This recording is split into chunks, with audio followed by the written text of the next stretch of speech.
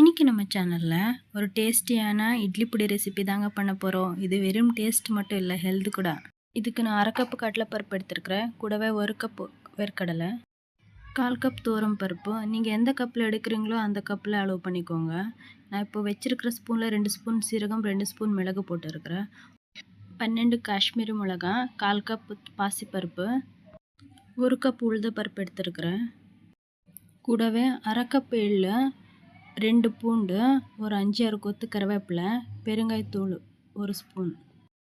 வாங்க எப்படி பண்ணலான்னு பார்க்கலாமா? இதுக்கு நான் ஒரு கடாயில் எடுத்து உளுத்தப்பருப்பு போட்டுருக்கிறேன். நல்லா சிம்மில் வச்சு ஃப்ரை பண்ணுங்கள், அப்போ தான் நல்லாயிருக்கும். இல்லைன்னா கரிஞ்சிடும், கசப்பாயிடும். இப்போ இது ரெடி ஆயிடுச்சு. இதை அப்படியே நான் ஒரு பிளேட்டில் மாற்றிக்கிறேன். இந்த அளவுக்கு இருக்கணும், அப்போ தான் இட்லி பொடி நல்லா கமகமான இருக்கும். இப்போ நெக்ஸ்ட் வேர்க்கடலை போட்டுக்கிறேன். இதுவும் நல்லா சிம்மில் வச்சு ஃப்ரை பண்ணிக்கோங்க. நான் சிம்மில் வச்சு ஃப்ரை பண்ணுறேன். நல்லா அது கிறிஸ்பி ஆகிற வரைக்கும் ஃப்ரை பண்ணிக்கணும். இந்த அளவுக்கு இருக்குது, இப்போ கரெக்டாக இருக்குது. இப்போ மாற்றிக்கலாம் அப்படியே. இப்போ நெக்ஸ்ட் அதே கடையில் நம்ம எடுத்து வச்சு கடலைப்பருப்பு போட்டுக்கலாம். போட்டு கொஞ்சம் நேரம் ஃப்ரை ஆகணும். நல்லா அது ஸ்மெல் நல்லா வரும். அப்போ ஆஃப் பண்ணுறேங்க. இப்போ இதை எடுத்து ஆற வச்சிடலாம். நெக்ஸ்ட் நம்ம பாசிப்பருப்பு போட்டு தான் வறுக்க போகிறோம். பாசிப்பருப்பு போட்டுட்டு நல்லா சிம்மில் வச்சு ஃப்ரை பண்ணிக்கோங்க. எல்லா பொருளும் சிம்மில் வச்சு ஃப்ரை பண்ணால் தான் இட்லி பொடி நல்லா ரொம்ப நாளைக்கு கெடாமல் இருக்கும். இப்போ இது ரெடி ஆயிடுச்சு. இதை அப்படியே மாற்றிக்கலாம். நெக்ஸ்ட்டு பருப்பு போட்டு வறுத்துக்கிறேன். இந்த பருப்பு ஐட்டம் எல்லாம் ட்ரை ரோஸ்ட் தான் பண்ணுறேன், எதுக்குமே ஆயில் ஊற்றலை. இப்போ இதுவும் ரெடி ஆயிடுச்சு. அப்படியே எடுத்து ஆற வச்சிடலாம்.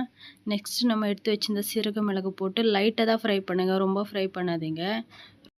இப்போ லைட்டாக ஃப்ரை ஆயிடுச்சு. இதை எடுத்து அப்படியே மாற்றிக்கலாம். இப்போது அதே கடையில் வரமிளகா போட்டு வறுத்துக்கிறேன். உங்களுக்கு காரம் நிறைய வேணும்னா இன்னும் கொஞ்சம் சேர்த்துக்கலாம். எனக்கு இது காரம் போதும். இது கலரும் நல்லாயிருக்கும். நெக்ஸ்ட்டு எள்ளு சேர்த்து ஃப்ரை பண்ணிக்கிறேன். கொஞ்ச நேரம் ஃப்ரை ஆன போதும் இதை எடுத்து வச்சிடலாம்.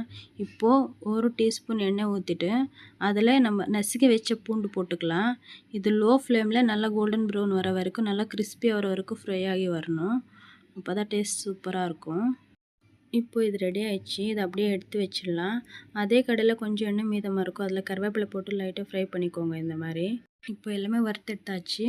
அரைக்கும் போது முதல்ல கடலைப்பருப்பு, உளுத்தப்பருப்பு எல்லாம் போட்டு அரைச்சிக்கோங்க. வேர்க்கடலை முதல்ல போட்டிங்கன்னா அது எண்ணெய் பிரிய ஆரம்பிச்சிடும், அது நல்லா வராது. இப்போ நான் அரைச்சி வச்சுருக்கிற பாருங்கள், எவ்வளோ சூப்பராக இருக்குது. இப்போது இது இட்லி, தோசை, சுட சுட சாதத்துக்கு சூப்பராக இருக்கும். நம்ம வீடியோ பிடிச்சிருந்தா நம்ம சேனலுக்கு ஒரு சப்ஸ்கிரைப் அண்ட் லைக் பண்ணிவிடுங்க. தேங்க்ஸ் ஃபார் வாட்சிங்.